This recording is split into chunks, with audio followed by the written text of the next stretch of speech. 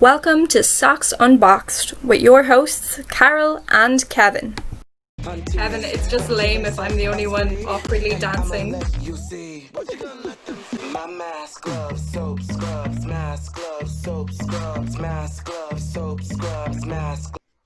Hello everybody, can you hear us? Hey yo, okay, we'll kick things off now. Well, you're all very welcome. People can join us as we go. I'll keep an eye on the participants, sure. So, Carol, what are we doing here? What are we doing is the question of life, and I don't think we'll ever get an answer to it. But what we're doing here very specifically is something else. So we're trying to run a Zoom show. As you can see, you all showed up. Well done, you made it. So me and Kevin are going to be going through, like, in general, the show is going to be going through different news happening, like on campus in Galway and the world, but also we're going to be having guests on. As this time you can see, we have the lovely GUMS here with us, or at least a few of them. Is what we've been watching, what we a mention of our radio show. Yes. So did many of you ever actually hear our radio show? Thumbs up if you did. Don't worry if you didn't. Nice. So, I mean, you know from that then we're clearly the two most sensible people in Socs Box. And no question. And Lily. Kev's just running through the different shows that are happening. So ourselves, Socs Unboxed, we are the first one on a Monday morning, so on Monday afternoon rather. So you can get us here every Monday. And then on Tuesdays, Aisling and Lily. Lily is our newest member to the Socs Box, so yay Lily. Aisling is our well crew officer. So they're going to be doing hub grub, so they're going to be talking about just different cool stuff, especially to do with food. They're very good chefs, and they've got anime manga coming in tomorrow, including the Kumikon director Aoife. And they've also got Lorraine and Dara from Alive coming in, which is very cool. Alive, if you don't know, are really good peeps. They run the volunteering in NUIG. They're pretty class, so they'll be interviewing them. And then on Wednesday, we've got Get Crafty with Mary and Aisling. Every week they're going to have a pet corner. I don't know where they're going to get all the pets. Thursday is Rena and Kate's big question of the week. If you've ever seen the two of these debate, well, if you haven't yet, you're going to want to. Terrifying. So this week they're debating cat versus dog, Snow versus Son, and Shakespeare versus Tarantino, the two greatest writers of our time. And Maria Tidman from Fragoli will also be into the theatre. We'll also be having a monologue. Any societies that choose to host, there might be a little something in it for you at the end of all this. If whoever gets the most will have a little prize. There's a lot of talk about Mayo in the chat. This is great. Trust me, you don't want to be here trying to host it. Carol, if you want to just bring up maybe some board and busting websites I've been tracking down. Absolutely. So Kevin is addicted to these. Since quarantine started, Kevin has been telling us about all these different websites, and I'm not going to lie, I didn't take much heed of them. I was like, yeah, you found Reddit, Kevin, good job. But then I actually went through the lists he had, and they're really obscure and pretty cool. So he very thoughtfully divided them up into productive and fun. Cooking for beginners. It's whatever suits you, basically. Computer programming. It's an excellent name, Con. Very Star Trek-y. You got your history, you got maths. It's in a really interactive way. Like, you can get energy points and unlock like new kind of trophies. So it motivates you to keep learning. I single-handedly passed by using this website in first, because I hate the way it was taught in college, and that's fair. So you can use it like Spark Notes for a third level. Yeah, basically, that's great. It's a good bit more science focused, but the history one's really good. This is all programming. Oh no, it's not. But hey, we're getting by. If you don't know how to use Excel, it's a quick, easy way to rise through. Oh, I see. This is great. Oh my Yeah, like it goodness. looks very unfriendly at the start, but This is invaluable for anyone going into any kind of administration job. yeah, nice, and it's a website that you only need to use once. But Okay. if you go down, it basically, if you're starting up a new laptop, it gives you options. If you tick all these, it'll auto download and install them. So Oh, no you know, way. if you wipe That's wonderful web because I browser always stuff, somehow mess up downloading things like this. I tried to mod a game of Stardew Valley, yeah. which is by all means the simplest kind of modding you can do, and I broke the game. That's my productivity corner for the week. Unmute yourselves. We got Owen Mullen, Nia Northeim, and Adam Connor as our guests for the week. Hi guys. Welcome. Hello. Hi. Oh, we got these three here from the School Society. About 2 weeks ago, you were all nominated for an A award, which is basically like the Irish Tonys or musical Oscars. For students to achieve that, it's incredible, really. You're going up against all throughout the country, and so for those who don't know, Owen Mullins was nominated for Best Male Singer, with Ballinrobe for his role as Fred in Pirates of Penzance. Nia choreographed the GUMS musical this year along with Jodie, and she was nominated for Best Choreographer for Kips, a Half a Sixpence musical. And Adam O'Connor, who was one of the leads, he was nominated as Mr. Chitterlow for Best Comedian. There's only people nominated in categories, by the way, so even though half is were cancelled, I still think he would have been nominated anyway. So, I suppose we'll start with questions for Nia. This is your first time in the production team, is it? Yeah, it is. So that's very How did you find the experience? Oh, it was so much fun. It was honestly probably one of the best things I've ever decided to do. It took me a while to decide to go for a production team, but when I did, I just knew like the friends I made and having that experience of working on a team with someone in like such a creative, like being in that creative process with such talented people. Like I just can't describe it. It was so super rewarding. And it was so much fun. I just had so much fun doing it.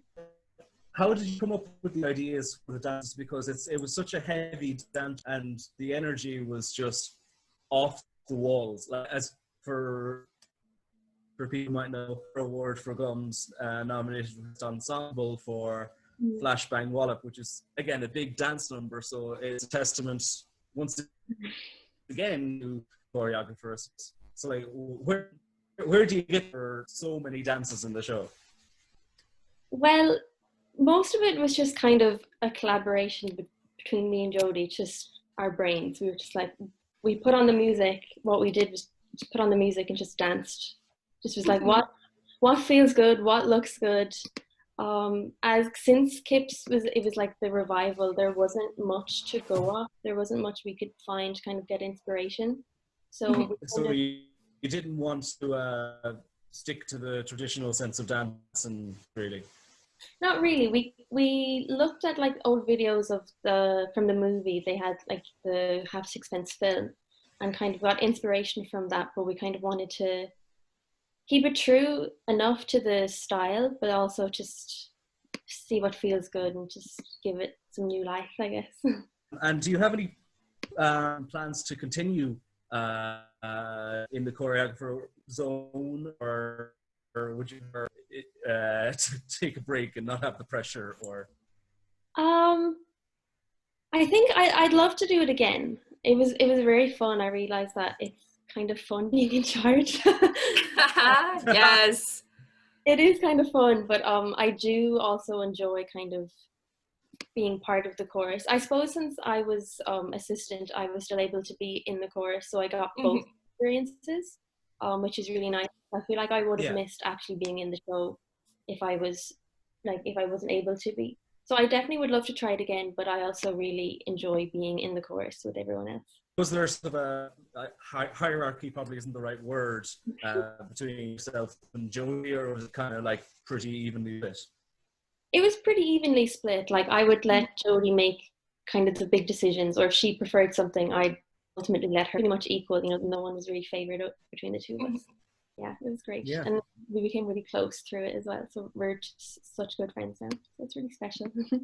Yeah. And again, for the people who don't know, AIMS works the elite tier, for the word, of societies, where it's split into two sections. So the fact that you have gone up to that section, which would be, full of like all the big budgets and stuff like that, and to still succeed, it's a massive achievement.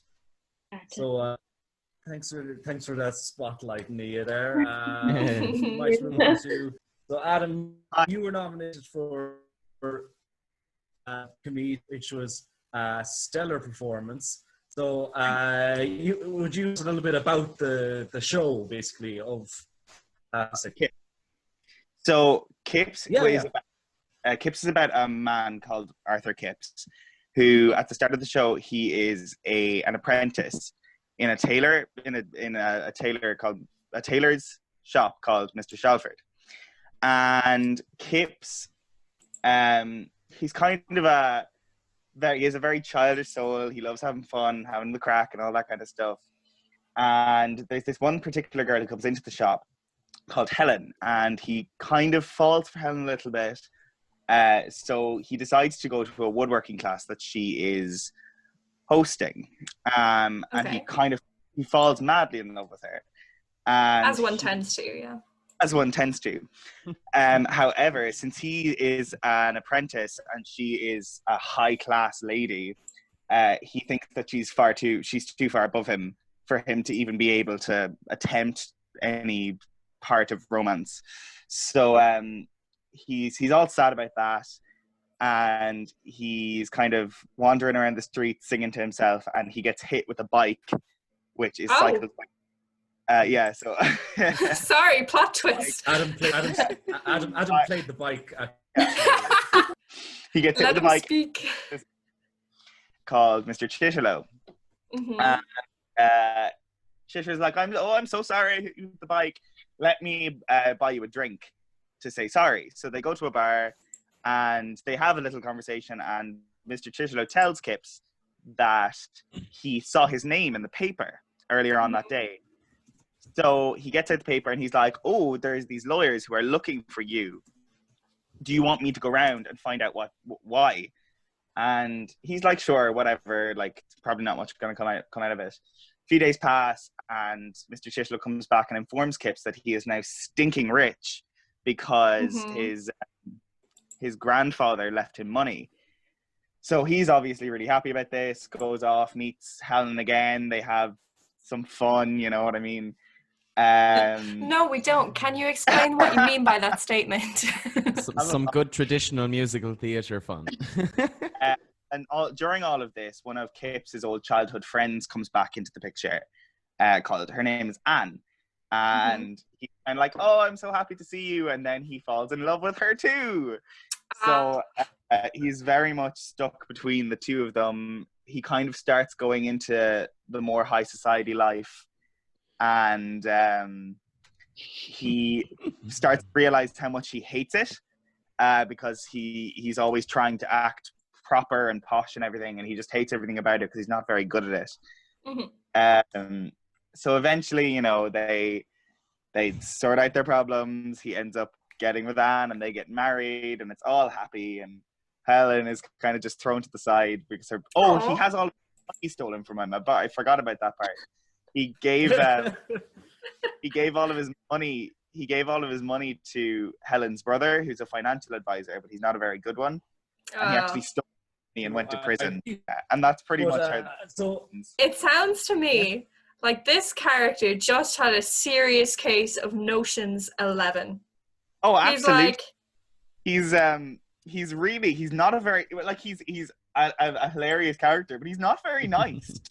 Someone's yeah. Sounds like a bit of a dose, to be honest. So you were nominated for Best Comedian. Were you expecting it at all? Or No, not Because actually. The night that the adjudicator came to the show is the night that everything went wrong for me, particularly because that might have made it funnier, though. yeah, he probably found that really funny, and that's why. Maybe it's the night that, as I was cycling out onto the stage to hit Kips, the chain came off the bike, so I made it about a quarter of the way across the stage, nowhere near Sam, who played Kips, and just fell over. So a very bold character choice there. Yeah, improv our way through about 2 scenes because all of it spans from me actually hitting him. So I went over, like, I continued with the scene. I was like, "Oh, did I hit you?" And he was like, "No." When you fell over, though, the audience was probably there like, wow, he really, really went for the physical side. Yeah, I think my mother was there that night, and I'm pretty sure she said something along the lines of, "Wow, you made it look really real." I was like, yeah, did that on purpose. Well, I suppose it goes to show that, like, things go wrong in shows, and like we fret about, oh, what if this goes wrong? And in the moment, it's always fine. Yeah, exactly. That's Adam. And Eoin, you were also involved with Kips, as well as almost every single show in the Western region this year. You were bound to get nominated. No, I don't. Quality is better than quantity. It doesn't mean any of them are good. In some cases this, you get both. So you were nominated for Ban Robe, but you have a big history in GUMS as well. Obviously, being involved in Kips and playing the titular role last year in Pippin. Yeah. The future, I suppose, of societies, Eoin, with COVID-19 going on as well. You have quite a bit of experience outside of GUMS and with different societies. Do you have any idea what it's going to look like next year? I know a lot of shows are being cancelled, but yeah. Well, I think it's quite a sad time at the moment, really, because you see societies like Claregalway, Nine Arch Musical Society, having to postpone their show entirely for this year. They were supposed to put on Oklahoma in autumn. They've had to postpone it entirely until next year. And the same with Rent. Myself and a few other GUMS members, we were in GMS's production of Rent that was supposed to happen in April. Yeah, April, and then it got moved to September, and we're not too sure what the future for that show is. Hopefully it happens sooner rather than later. But I think it like you see with the West End and everything, like there's these theaters that are taking in millions of pounds every year, probably more, are struggling and they're failing, like, and there's fears that they might fail and close. So you can imagine the fear for smaller societies, like amateur societies, that very much so don't have a fraction of the money that they have. So it is a very scary time at the moment. But you look at the societies that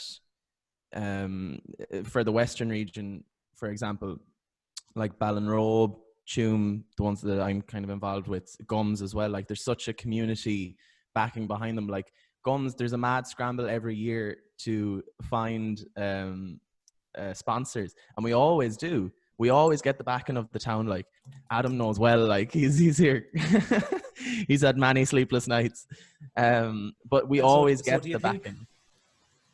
So do you think, like, in light of what's happening, and like theatre is quite a vulnerable place at the moment, do you think that kind of like classic town rally will come further, or is it going to be every man for himself kind of? Yeah. Well, I don't think it's ever been a case of every man for himself. So I don't know like why people would start now. Like you've seen online, there's been a massive outpouring of support for the likes of Shane Farrell. He started like a big massive virtual choir that's literally taken people from societies all over Ireland and people who aren't even in musical theatre. And the amount of support that that's got, and they've raised money for charities, they've raised money for God knows what, like. So hopefully this support will carry on after lockdown, and I think it will, like, because there's always that community spirit that goes into every society, like between putting out the chairs the week of the show, like, and there's always somebody that's there to help, like. So I think that it will continue on, and that'll be the backbone behind keeping societies going in the scary future. Very well said. Thank you. I suppose this question I can put out to all three of you, of like, do GUMS as a society have anything in store? I know, like, not all of you are strictly committee members, but you've all been involved with the society for the last number of years. Do you have any theories of where they could go next? We are very much hoping that we'll be able to continue with our plans for inters that were supposed to go ahead before the college went to lockdown. Obviously, currently, there's a lot of kind of scrambling around, trying to hold AGMs and trying to sort out all of that. But I think that once I was producer for inters this year, so the way it works is that after the new committees come in, usually each year we hold an executive committee meeting, which is the auditor and the inters rep from every college. We try to get them all to come to one place, but if that doesn't work, we will do video calls and stuff like that, and we decide where inters is going to be for the forthcoming year.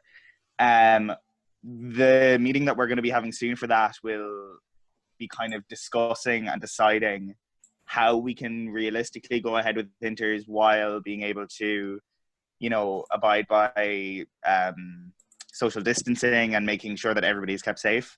So that's one thing that we will hopefully have in store as soon as we can. Now, it all needs to be discussed and things need to be sorted out to see if it would be possible. But it's one thing that we would obviously like to go ahead with because of all the work and effort and stuff that's been put into it. And just while we're on that, Adam, we actually have links from the previous inter videos, just a little highlight reel. Fun. That we're going to just show people in the chat. We have 11 people in now. We said hi to in the chat. Carol gets it up. We've also discovered how to play sound through Zoom, which is life-changing. So we will be able to show you that. So up first, did you learn how to do that in one of your fancy links, or your? I learned that this morning through the very fancy Mike O'Halloran. Yeah. So were any of you involved in this? I was in it. Yeah. Adam was in it. Who did you play? I was one of the cronies. I didn't have a name. That was my title. So this is art imitates life. The Lost and Found at Beanotown, which won at the Inter-varsities last year. Unfortunately, this year was cancelled. You were to do Cats, written by a student entirely. That's just a little taste of the talent in GUMS there. The atmosphere there, the applause at the end speaks for it, doesn't it? That was rapturous. It's often said that nobody in GUMS will ever see an audience like an Inter's audience, because all of the colleges are just so supportive of each other, and it's fantastic. They go mental. Like there are weird little cultish things that have started and spawned. It's like each of the societies brought a pineapple around with them, which is like the unofficial GUMS.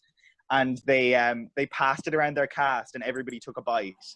Like it's that kind of weird. You can't do that post-COVID. No, you can't do that post-COVID. We can't. Yeah, I'm sorry. I'm really happy for you guys, but that's real gross. There was another original. Yes. Okay. Majority says yes. Carol, I believe we have another link for Greenbrier Murder. Greenbrier Murder, yeah. which is another original. I don't know if any of you are. And we have involved some in that. cast members here. Rachel Oh, yeah? was. Oh, Rachel in the audience was, yeah, yes. Yeah.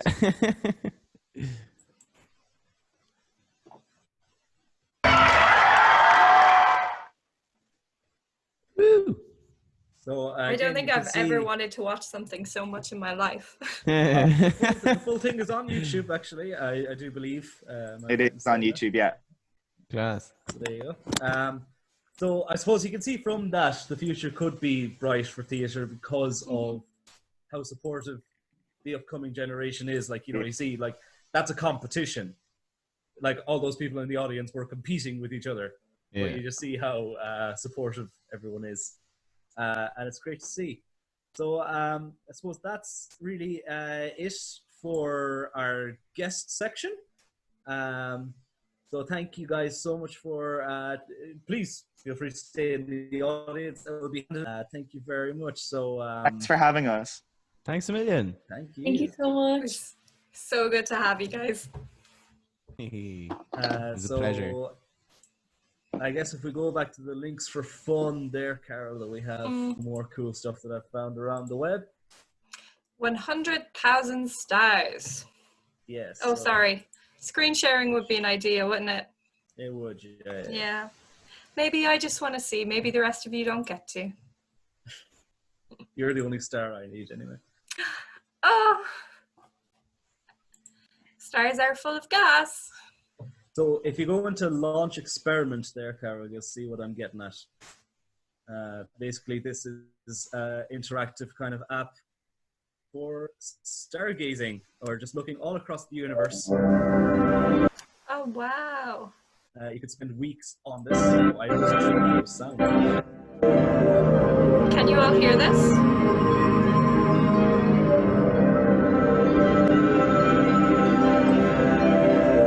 That's pretty cool. You're not getting the full impact, really, because it's a little bit janky. But I didn't know there was nice music with it as well. So that's another cool. I little didn't thing. either until it started blaring in my headphones. The next one is called "The Longest Poem in the World." I just think it's a bit of crack, really, more than anything. Oh, yes. I was taking a look at How does this So work? let's go into what is this? It takes people's tweets, I believe, and It finds ones that rhyme. It finds ones that rhyme with it, and it keeps on going and going and going. And I think you can add to it as well. So It's very cool. That's just a silly little thing. The next one is my favorite website of the week. Yeah, I actually Invisible refrained from going into this when I saw the name of it because I wanted full impact of seeing what it is live on stream. Yeah. Is this So- going to blast? No, it won't. Okay. Start again. So it gets louder. It gets louder the closer you are to the cow, and you have to click on it to fight it. Okay, Nope. that is the worst website to show on Zoom ever. It's fun in your own times. That's fine. The invisible cow. No, that's a firm no thank you.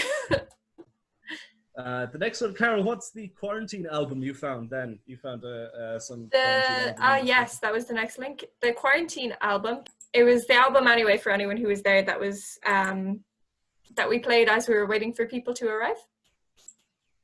And it's Todrick Hall, who is, well, I don't have the words. He's great. Adam seems like a fan anyway. Yeah. I Adam, think we can unmute him. Recommend us a song.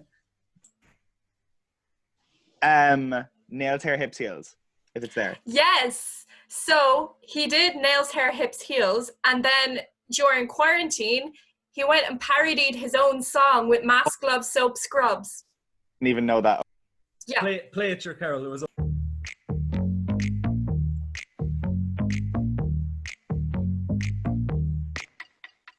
Nails, hair, hips, heels, ass, fat, lips, real, purse, full, big bills, bitch, I'm a big deal, legs. Okay, I think we'll get in trouble if we play any more of that. So keep that in your head.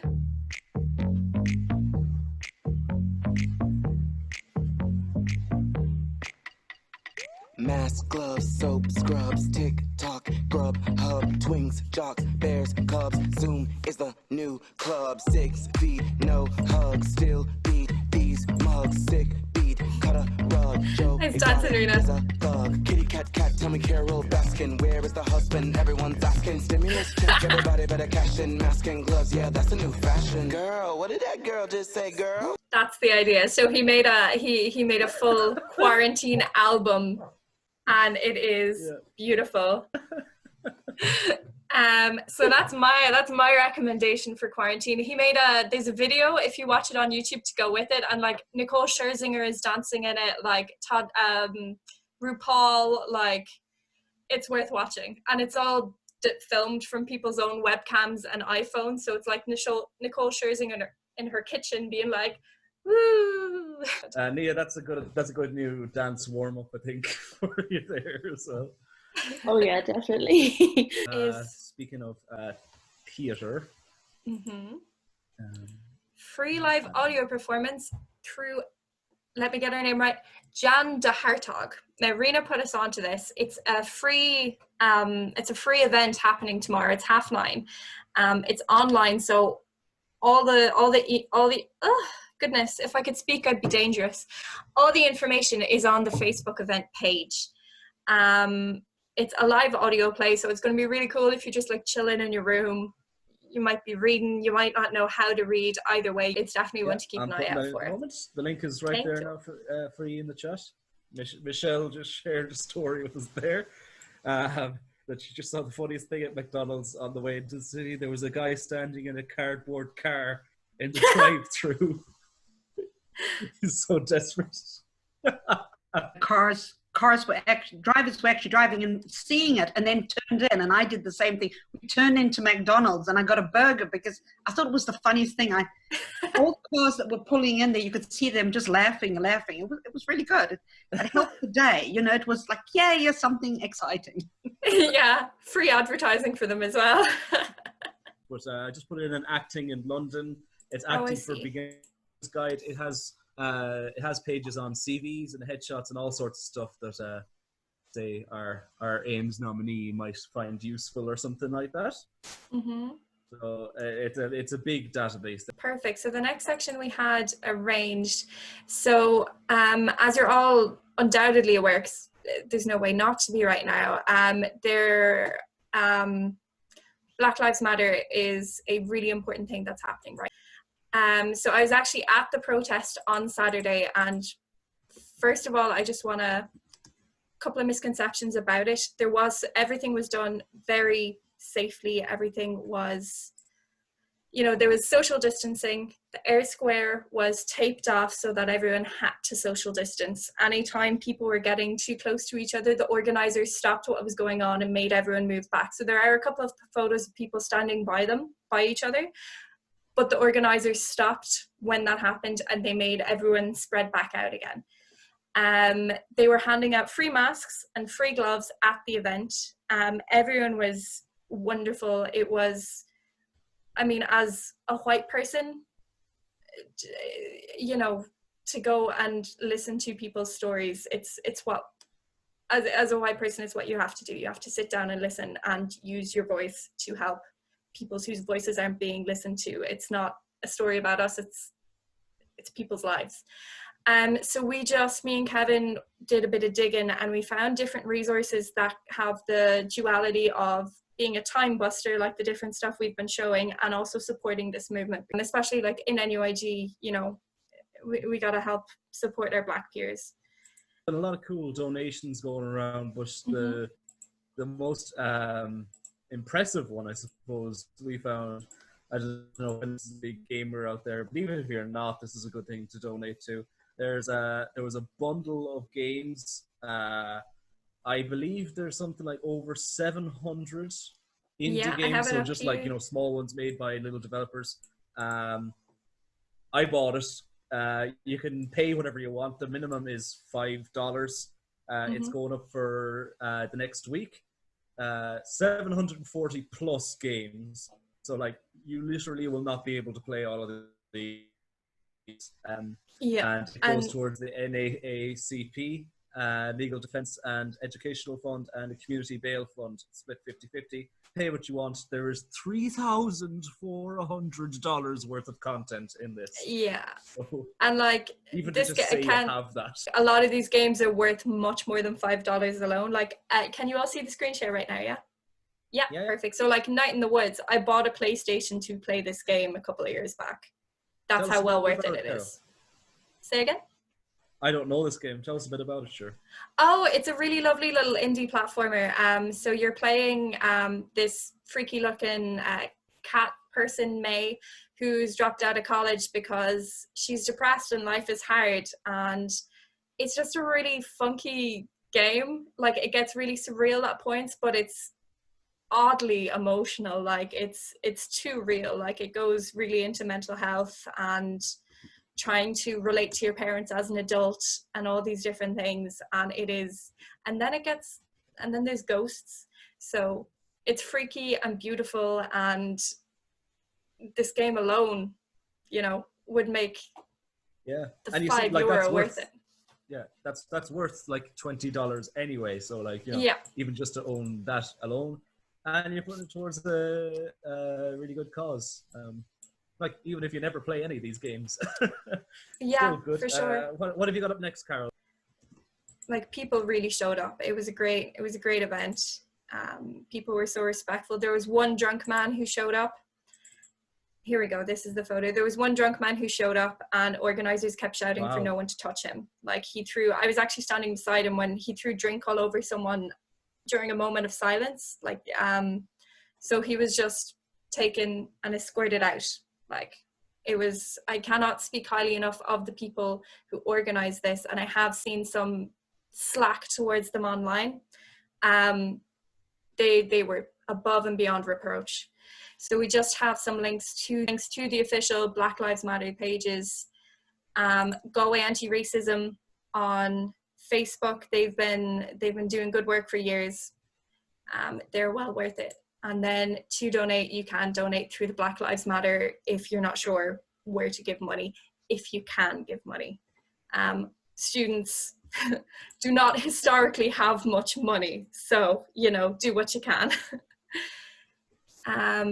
Yeah, that's, we just thought we have a platform here, and it would be bad if we didn't take advantage of that.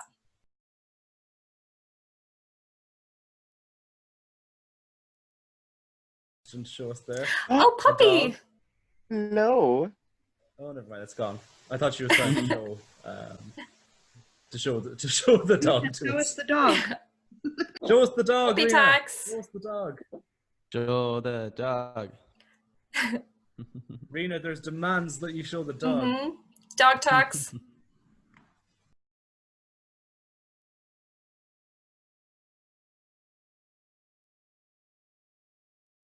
Oh, is your dog there? Yeah, he's an absolute lunatic though. So.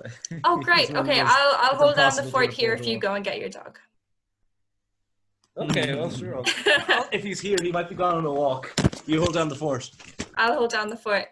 Buddy there now. Oh, he's lovely, Kev. Rena, He you're was surrounded by a pile of carrot skins. So he's It's a good old fed Mayo anyway. dog. Oh, there's a few Oh, dogs. there's Rena's dogs.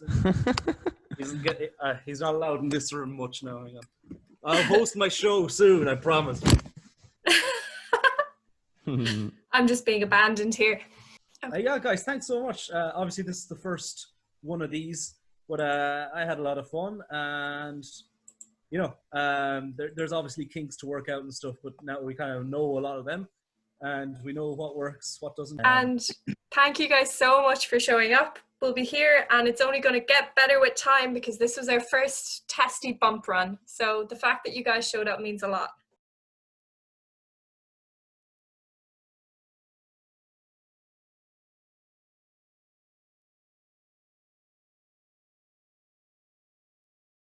On the road, I look good. Okay, Carol.